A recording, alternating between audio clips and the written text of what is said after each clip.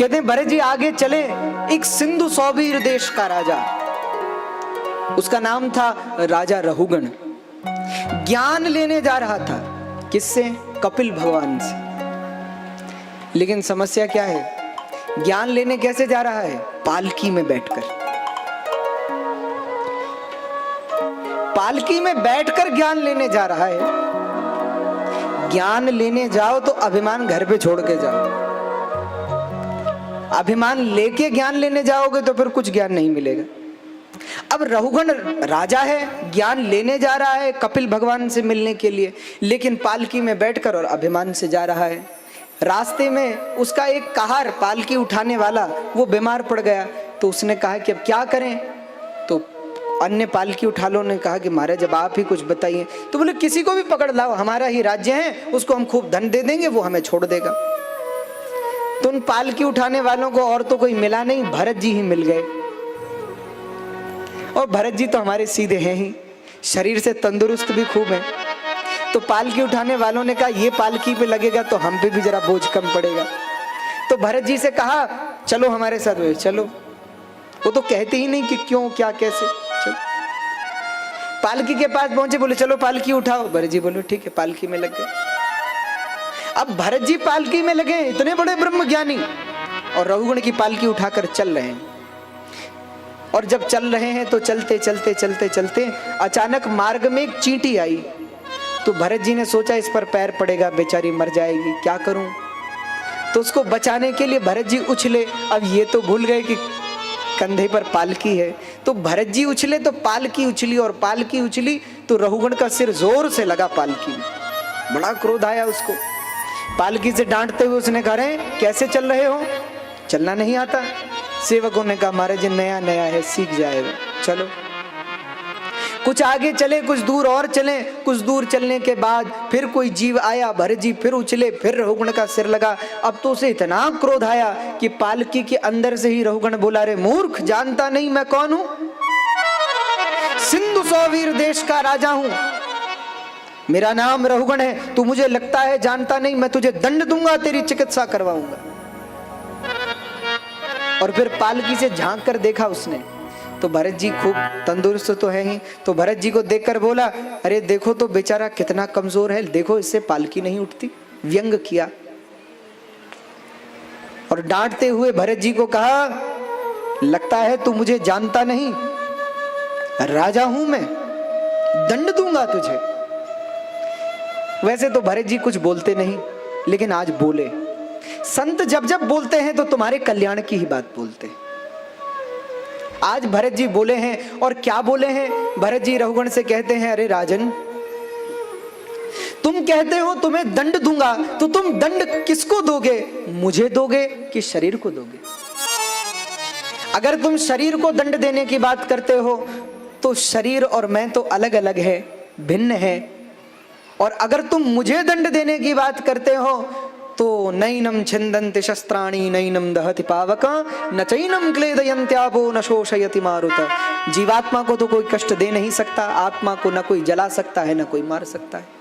तुम किसको दंड देने की बात करते हो? कहते हैं रघुगण ने ये बात सुनी तो वो घबराया। उसने कहा ये तो कोई ब्रह्मज्ञानी महापुरुष हैं।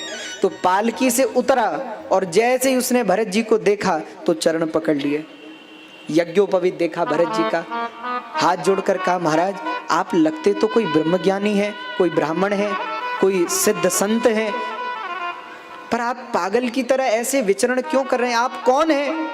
क्या आप दत्तात्रेय भगवान हैं, या जिनके पास मैं ज्ञान लेने के लिए जा रहा हूं वो कपिल भगवान ही मुझ पर कृपा करने के लिए पधारे हैं? आप कौन हैं? भरत जी ने मुस्कुराकर कहा राजा तुझे किसका परिचय दूं? इस शरीर का परिचय दूं या मेरा परिचय दूं? अगर तू शरीर का परिचय चाहता है तो शरीर का परिचय क्या दूं? सबका ही शरीर 5 ही तत्वों से बना है, क्षिति जल पावक गगन समीरा। तो इसका तो कोई विशेष परिचय है नहीं। और तू अगर जीवात्मा का परिचय चाहता है तो ईश्वर अंश जीव अविनाशी, मैं परमात्मा का स्वरूप हूं, परमात्मा का अंश हूं, और जो मैं हूं वो तू भी है। जीवात्मा में अंतर नहीं है, परमात्मा में अंतर नहीं है। जो जीवात्मा मुझ में है वही जीवात्मा तुझ में भी है, जो परमात्मा मुझ में है वो परमात्मा तुझ में भी है। तो तुझ में और मुझ में भिन्नता कैसे? रहुगण हाथ जोड़कर रोने लगा और रोते हुए बोला, महाराज मैंने अपने अभिमान में इतना भरा कि आपको पहचान नहीं सका, आपको बहुत बुरा भला भी कहा, मुझ पर कृपा करिए, आप बताइए आप कौन हैं? अब भरत जी कह रहे हैं, बहुत ध्यान से सुनिएगा। भरत जी ने कहा कि राजा तुझे बड़ा अभिमान है ना कि तू राजा है? रहुगण ने कहा, हाँ महाराज, छिपाऊंगा नहीं है। कभी भी गुरुजनों के सामने, महापुरुषों के सामने, संतों के सामने अपनी बीमारी को छिपाना नहीं चाहिए। अगर क्रोध है, लोभ है, काम है, मोह है, अभिमान है, जो है बताओ कि हमें अभिमान है, हमें क्रोध है, हमें लोभ है, और ये भी पूछो कि इसको ठीक करने का तरीका भी आप बताओ। तो रहुगण ने कहा कि महाराज अभिमान तो है। तो भरत जी ने एक बहुत अच्छी बात रहुगण से कही। भरत जी ने कहा, रहुगण तुम सिंधु सौबीर देश के राजा हो, पर जानते हो मैं कौन हूं? हाँ बताइए महाराज, आप कौन है? भरत जी बोले, रहुगण क्या तुमने भरत का नाम सुना है?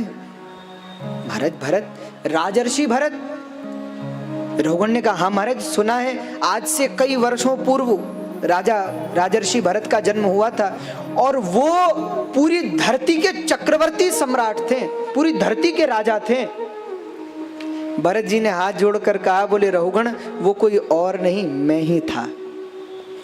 अहम पुरा भरतो नाम राजा, विमुक्त दृष्ट श्रुत संग बंध, आराधनम भगवद ईह मानो, मृगो भवम मृग संगाधतार्थ।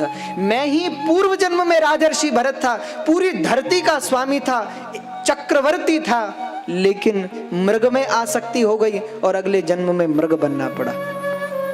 पर वो तो भगवान ने कृपा की कि इस जन्म में फिर मनुष्य का देह दे दिया, इसलिए भजन कर रहा हूं। इसलिए देखो, मानस में एक बड़ा सुंदर प्रसंग है, जहां पंचवटी में लक्ष्मण लाल जी रघुनाथ जी से प्रश्न कर रहे हैं। क्या? रघुनाथ जी से पूछ रहे हैं, प्रभु माया क्या है?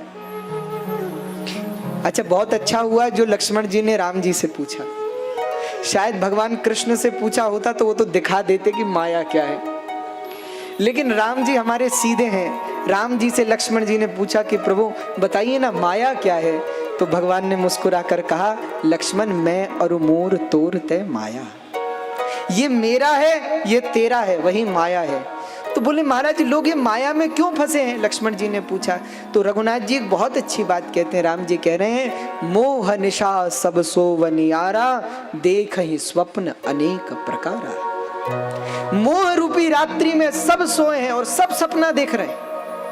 कुछ सपना देख रहे हैं कि हम धनवान हैं, कुछ सपना देख रहे हैं कि हम वैभववान हैं, कुछ सपना देख रहे हैं कि हम सुंदर हैं, कुछ स्वप्न देख रहे हैं कि हम कुरूप हैं। सब स्वप्न ही देख रहे हैं। जगत में जिसको कुछ मिला भी है उसका कोई बहुत बड़ा आधार नहीं है। क्यों? अच्छा मुझे एक चीज बताइए, आप सब बोलिएगा, ठीक है? सपने, आपने मान लीजिए आज रात में सपना देखा कि हम राजा बन गए, तो सुबह उठ के नाचते हो कि हम राजा बन गए? बोलो क्यों? अरे सपने में कोई राजा है चाहे रंक है, दोनों में क्या अंतर? दोनों ही सपने में। जगत भी तो सपना ही है। शंकराचार्य जी ने कहा, विश्वम त्यक्त्वा स्वप्न विचारम, संसार भी स्वप्न है। वो रात का सपना है, ये दिन का सपना है। यहां भी सब सपना देख रहे हैं। एक बहुत इतिहास में एक बहुत प्रसिद्ध राजा हुआ, आप लोगों ने उसका नाम सुना होगा, उसका नाम था नेपोलियन।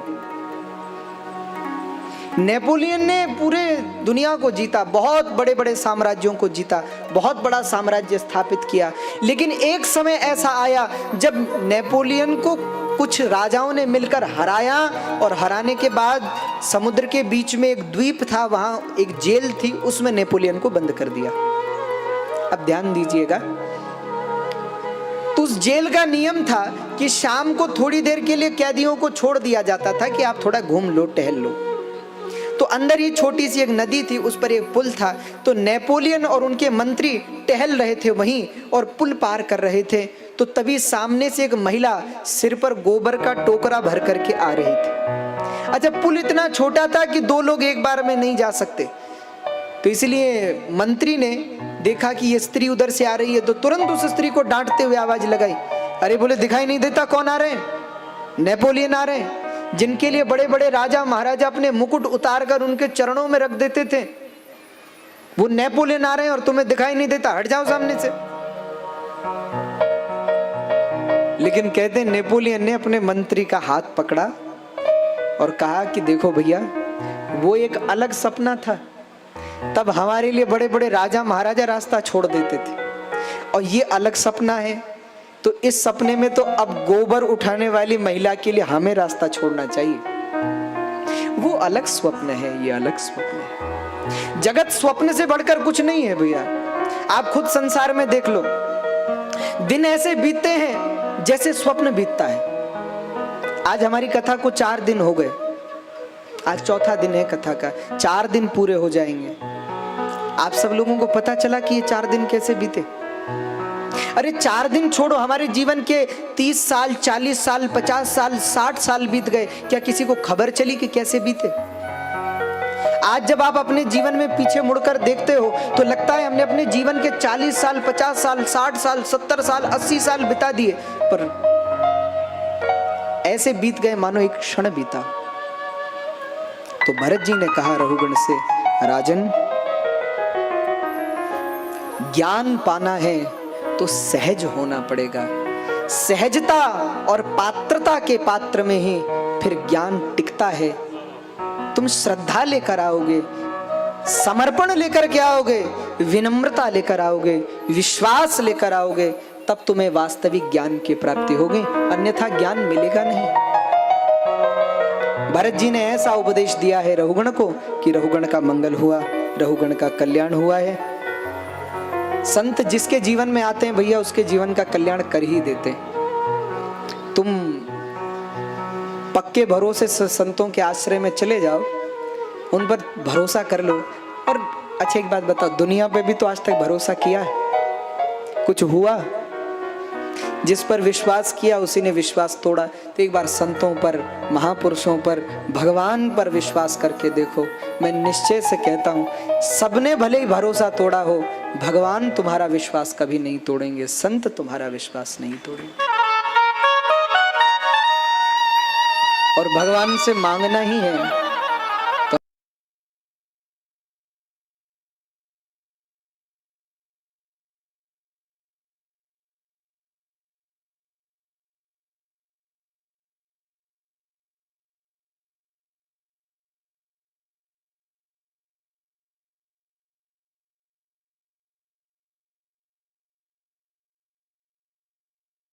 तो दीजिए जन्म जन्म का साथ, देना है तो दीजिए जन्म जन्म का साथ। मेरे सिर पर रख बनवारी, मेरे सिर पर रख बनवारी, मेरे सिर पर रख बनवारी, मेरे सिर पर रख बनवारी।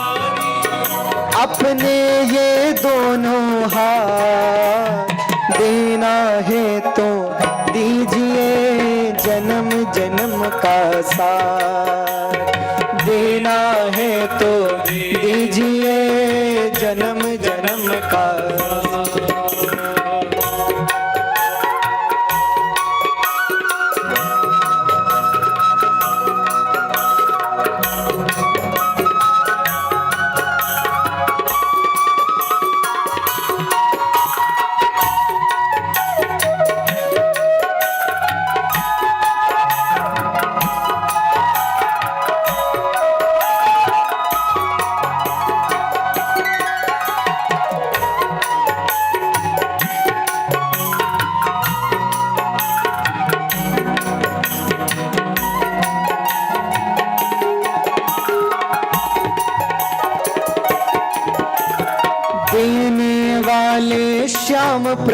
से धन और दौलत क्या मांगे। देने वाले श्याम प्रभु से धन और दौलत क्या मांगे। अरे देने वाले श्याम प्रभु से धन और दौलत क्या मांगे। देने वाले सब मिलकर गाएंगे भाव से। धन और दौलत क्या मांगे। अरे श्याम प्रभु से मांगे तो फिर नाम और इज्जत क्या मांगे। श्याम प्रभु से मांगे तो फिर नाम और इज्जत क्या मांगे। अरे श्याम प्रभु से मांगे तो फिर नाम और इज्जत क्या मांगे। श्याम प्रभु से मांगे तो फिर नाम और इज्जत क्या मांगे। मेरे जीवन में अब कर दो हो, मेरे जीवन में अब कर दो, मेरे जीवन में अब कर दो तुम कृपा की बरसा। देना है तो दीजिए जन्म जन्म का साथ। देना हो थोड़ा तो वॉल्यूम बढ़ाइए। दीजिए जन्म जन्म का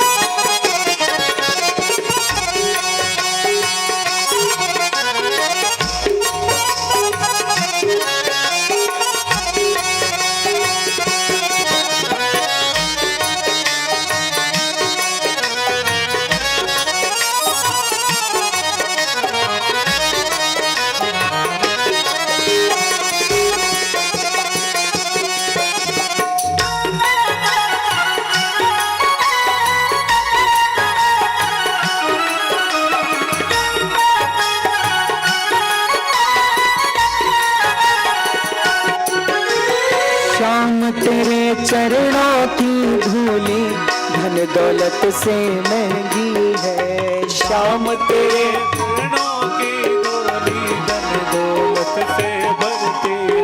अरे श्याम तेरे चरणों की धूली धन दौलत से महंगी है। श्याम तेरे चरणों की धूली धन दौलत से महंगी। अरे एक नजर कृपा की प्यारे नाम इज्जत से महंगी है।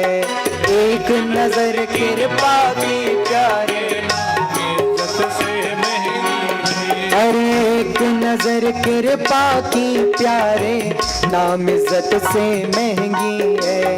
एक नजर कृपा की प्यारे इज्जत से महंगी है। मेरे दिल की तमन्ना यही है, मेरे दिल की तमन्ना यही है, मेरे दिल की तमन्ना यही है। मेरे दिल की तमन्ना यही है। तेरी सेवा करूं दिन रात।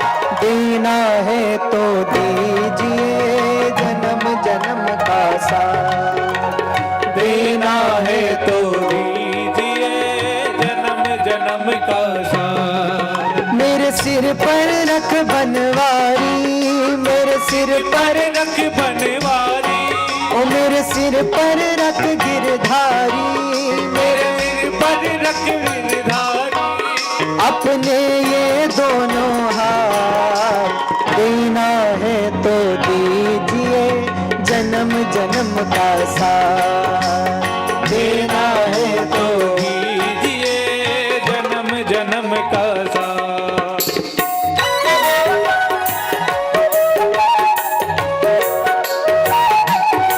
हरि बोल।